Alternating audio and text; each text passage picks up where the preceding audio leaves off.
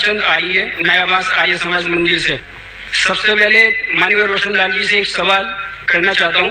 स्वामी दयानंद सरस्वती ने जो अपनी जीवनी में लिखे सत्ता प्रकाश में, उसमें श्री कृष्ण जी को योगी राज श्री कृष्ण का है, जबकि उनकी कोई बीवियां नहीं थी, एक के अलावा। उनका नाम था रुक्मणी और उनसे बच्चा पैदा हुआ था पदुम। इन्होंने एक इल्जाम लगाया आर्य जाति पे कि श्री कृष्ण जी की 11,000 पत्नियां थी। कृपया आप समाधान करें और इसका जवाब आप पूर्ण लें इनसे कि इन्होंने जो इल्जाम लगाया क्या वो सही है या गलत है। जवाब के लिए इंशाल्लाह मैं हाजिर हूँ इधर। सवाल मुझसे पूछा जाएगा इंशाल्लाह। शंकराचार्य चाहते मैं जवाब के बाद इजाफा करना चाहते हैं, मैं दे दूंगा इंशाल्लाह। मैं भी तालिब इल्म हूँ अल्हम्दुलिल्लाह, सिर्फ कुरान का नहीं, वेद का भी, महाभारत, रामायण इंशाल्लाह। पहले आपका सवाल दूंगा इंशाल्लाह, बाकी जो शंकराचार्य ने उसका भी जवाब दूंगा। भाई साहब ने कहा कि जो मैंने इल्जाम लगाया कि कृष्ण के 16,000 से ज्यादा बीवी थी, वो इल्जाम ने वो आपके महाभारत में लिखा हुआ है।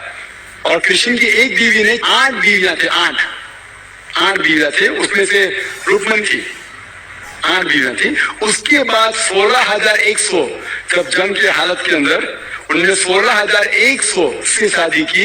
ये लिखा है महाभारत के अंदर अनुशासन पर्व में। मैं आपको हवाला दे रहा हूँ, किसी भी धर्म में, किसी भी मजहब में जब आप तकरीर करते हैं, जवाब देते, उसका हवाला होना चाहिए किताब से। मैं कहता हूँ या कोई स्वामी कहते हैं, शंकराचार्य कहते हैं, उसकी वैल्यू 0 है। मैं कुछ कहता हूँ इस्लाम में, उसकी वैल्यू 0 है। मैं हवाला दूंगा कुरान और सही हदीस का। तो मेरे तकरीर में जितनी भी मैंने बात इस्लाम के मुतालिक की, उसका हवाला दी चैप्टर नंबर सूरह माइदा चैप्टर नंबर 5 वर्स नंबर 1 या सही बुखारी पॉइंट नंबर 4 हदीस 46। तो ये जो हवाला मैं दे रहा, ये महाभारत में लिखा हुआ है अनुशासन पर्व में कि श्री कृष्ण ने 16,100 एक साथ में 8 पहले थे, तो वो 8 को जुड़ के कुल मिला के होते हैं 16,108। तो 16,100 साथ में होने की वो जंग की हालत में जब कई लोग मारे गए, तो उस हालत में तो ये इल्जाम नहीं, हकीकत है। अगर आप समझते ये गलत है तो आपको महाभारत में नहीं मानना चाहिए। और जो लोग अभी तकरीर की, मेरी तकरीर के बाद माशाअल्लाह शंकराचार्य ने कहा और शुरू किया, उन्होंने पूरी तकरीर में एक अरबी की आयत की तिलावत की, आयत या अरबी बोलिंग कलमे की तिलावत की और एक संस्कृत की तिलावत की। और कई लोग ने जब उन्होंने कहा ला इलाहा इल्लल्लाह मुहम्मद रसूलुल्लाह, जब उन्होंने कहा कलमे शहादत ला इलाहा इल्लल्लाह मुहम्मद रसूलुल्लाह, वो लोग ने समझा होगा कि जो कह रहे हैं शंकराचार्य वो मुसलमानों को बहलाने के लिए कह रहे होंगे। उनकी क्या नीयत थी अल्लाह वाला, मैं नहीं जानता, मैं उनकी नीयत के ऊपर शक नहीं कर सकता। लेकिन क्योंकि मैं तालिब इल्म हूं इस्लाम और दीगर मज़ाहिब का, मेरे दिमाग में फौरन जो कह रहे थे कि ये एक कलमा वेद का निचोड़ है, पुराना का निचोड़ है, जो कह रहे थे, फौरन मेरे दिमाग में वो श्लोका याद आने लगे। और शंकराचार्य बिल्कुल सही कह रहे थे। उनकी नीयत क्या थी अल्लाह आलम, लेकिन वो बिल्कुल सही कह रहे थे कि अगर आप हिंदू मजहब की किताब पढ़ेंगे, उन्होंने सही कहा कि हिंदू मजहब, ये नाम जो हिंदू है ये ब्रिटिशर्स ने दिया है, अंग्रेजों ने दिया। ये हिंदू लफ्ज जो है अंग्रेजों ने दिया है, सही नाम होना चाहिए वेदांत का सनातन धर्म। ये हिंदू जो नाम है ये हिंदुइज्म अंग्रेजों ने दिया। हिंदू नाम सबसे पहले पर्शियन लोग ने जब आए थे हिमालय के जरिए, और जो अरब लोग आए थे हिंदुस्तान में, उन्होंने नाम हिंदू दिया। और आप इंसाइक्लोपीडिया ब्रिटानिका में पढ़ेंगे वॉल्यूम नंबर 20 रेफरेंस नंबर 581, उसमें कहा गया है कि Hinduism is a group of beliefs for people living in India. तो हिंदुइज्म जो लफ्ज है ये अंग्रेजों ने दिया है, सही लफ्ज होना चाहिए सनातन धर्म। और बिल्कुल सही है कि सबसे ऊंची किताब हिंदुइज्म में वेद और उपनिषद पुराना। अगर आप पढ़ेंगे छंदोग्य उपनिषद अध्याय 6 सेक्शन नंबर 2 श्लोक नंबर 1, उसमें लिखा गया है एकम एविदित्यम, भगवान एक ही है, दूसरा नहीं है। श्वेता उपनिषद में लिखा हुआ है अध्याय 6 श्लोक नंबर 9 में नाचस कशित जनिदान सदीपा, ये संस्कृत कोटेशन है, जिसके मानी होती है कि उस भगवान का कोई रब नहीं है, ना कोई वालिदैन है, उसका ना कोई पालने वाला है, ना वालिद है, ना वालिदा है। आगे पढ़ेंगे लिखा हुआ है श्वेता उपनिषद में अध्याय 4 श्लोक नंबर 19 में न तस्य प्रतिमा अस्ति, उसके जैसा कोई भी नहीं है, और सारी किताबों में से तो सबसे ऊपर किताब है जिस तरह शंकराचार्य ने कहा वो है वेद।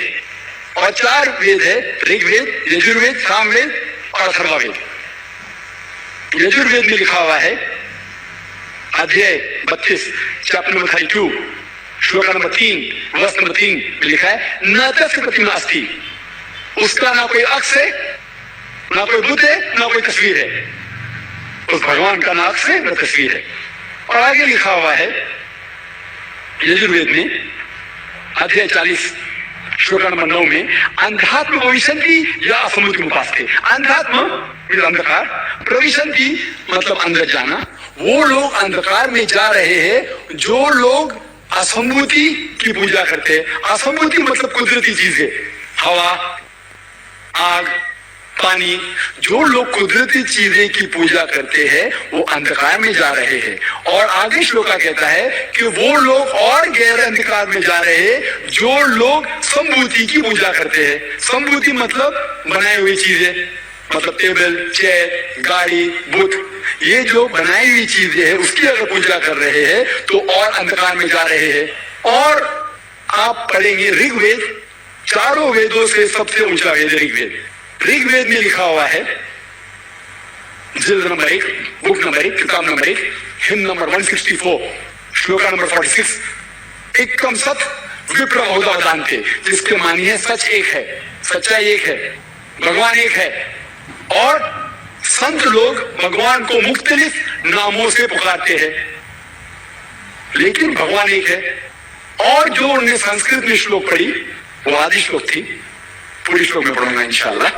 वो श्लोक जो उन्हें पढ़ी वो ब्रह्म सूत्र है, हिंदुइज्म के ब्रह्म सूत्र है। एकम ब्रह्म द्वितीया नास्ते, आदि पढ़ी पूरी है। एकम ब्रह्म द्वितीया नास्ते नेहना नास्ते नास्ते किंचन, जिसके मानिए भगवान एक ही है, दूसरा नहीं है, नहीं है, नहीं है, जरा भी नहीं है।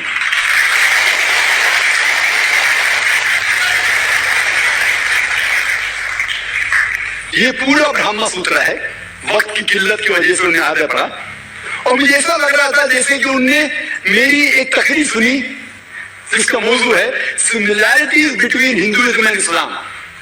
हिंदुइज्म और इस्लाम में यकसानियत। ये हो गया पहले पाठ कलमा का, ला इलाहा इल्लल्लाह, ना कोई माबूद है अल्लाह के सिवा। अब दूसरे पाठ है मोहम्मद सल्लल्लाहु अलैहि वसल्लम, मोहम्मद रसूलुल्लाह, मोहम्मद सल्लल्लाहु अलैहि वसल्लम रसूल है। और अगर आप पढ़ेंगे इसके ऊपर तकरीर में दी है सिर्फ मोहम्मद सल्लल्लाहु अलैहि वसल्लम के बारे में जिक्र मज़ाहिब की किताबों में, खुसूसन हिंदुइज्म के। और अगर आप पढ़ेंगे पुराना का जिक्र क्यों ने, भविष्य पुराना में पर्व 3 खंड 3 अध्याय 3 श्लोका 5 to 8 उसमें लिखा हुआ है कि एक मलेच्छा आएगा। मलेच्छा मतलब फॉरेनर, बाहर का कोई शख्स आएगा, उसका नाम होगा मोहम्मद। वो अपने साथियों के साथ आएगा, इसका मतलब साथियों के साथ, और वो लोग को सही दिशा दिखाएगा और राजा भोज उनको इज्जत देंगे। आगे पढ़ेंगे हम भविष्य पुराना पर्व 3 खंड 3 अध्याय 3 श्लोका 10 से लेके 27 तक। उसमें लिखा हुआ है कि ये शख्स आर्य धर्म को फैलाएगा, सच्चा धर्म को फैलाएगा। और इस शख्स के मानने वाले दाढ़ी उगाएंगे, सिर पे शेंड नहीं रखेंगे, लोग को नमाज के लिए बुलाएंगे, एक इनकलाब दुनिया में लेके आएंगे, गोश्त खाएंगे लेकिन सुअर का गोश्त नहीं खाएंगे और ये सच्चाई फैलाएंगे। उनका नाम है मुसलमान। ऐसे कई मोहम्मद सल्लल्लाहु अलैहि वसल्लम का जिक्र भविष्य पुराना में है, ऋग्वेद में है, सामवेद में है, अथर्ववेद में है। और खुसूसन अगर आप पढ़ेंगे पुराना में भी है, इसका नाम है कल्कि पुराना। और कल्कि पुराना अगर आप पढ़ेंगे अध्याय 2 chapter number 2 verse number 4, 5, 7, 11 and 15, जिसका भागवत पुराण में जिक्र है, word number 2 verse number 18 to 25, 18 से 25 तक, जिसमें कल्कि पुराण का जिक्र है। कल युग में एक शख्स आएंगे जिसका नाम है कल्कि। उनके वालिदा का नाम है सुमति और वालिद का नाम है विष्णु व्यास। सुमति के मानिए अमन, अमन करने वाली। और हम जानते हैं कि हमारे पैगंबर आखिरी पैगंबर सल्लल्लाहु अलैहि वसल्लम के वालिदा का नाम था आमिना, इसका मतलब अमन फैलाने वाले। और विष्णु व्यास मतलब भगवान की इबादत करने वाला और हम जानते हैं मोहम्मद सल्लल्लाहु अलैहि वसल्लम के वालिद का नाम अब्दुल्ला था।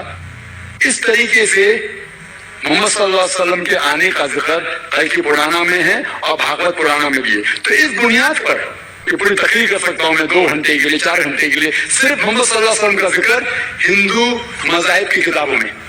अभी वक्त नहीं है, लेकिन ये दोनों जोड़ के जो शंकराचार्य ने बिल्कुल सही कहा, ला इलाहा इल्लल्लाह मोहम्मद रसूलुल्लाह के निचोड़े का ना कोई माबूद अल्लाह के सिवा, और मोहम्मद सल्लल्लाहु अलैहि वसल्लम के पैगंबर है।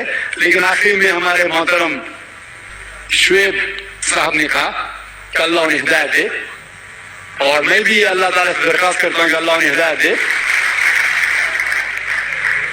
मैं इस सर कटाने की इस्लाम के लिए, इस्लाम के ऊपर अमल करने का, हो सकता है कि काफी चीज पर अमल करते होंगे, लेकिन मुकम्मल जिस तरीके से कहा गया है उनके वेद के अंदर कल की पुराना में, एक शख्स आएंगे जो आपको सीधी रास्ता दिखाएंगे। वो जिक्र है कल की के बारे में, जो जिक्र मोहम्मद सल्लल्लाहु अलैहि वसल्लम के बारे में, और उन्हें इस्लाम की किताबें पढ़ी अल्हम्दुलिल्लाह।